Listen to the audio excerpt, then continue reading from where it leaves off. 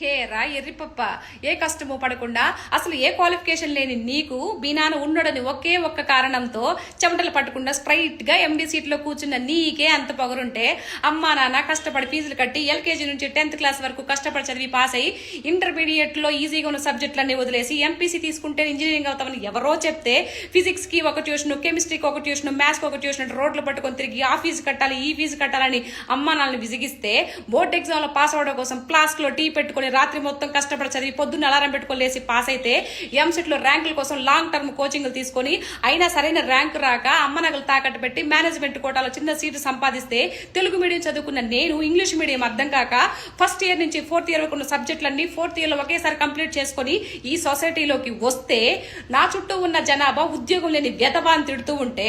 అవేమి పట్టించుకోకుండా ఉద్యోగం కోసం ఆ ఆఫీసు ఈ ఆఫీసు అంటూ తిరుగుతూ 4 సంవత్సరాల కుక్కలాగా తిరిగిన నేను, వీడు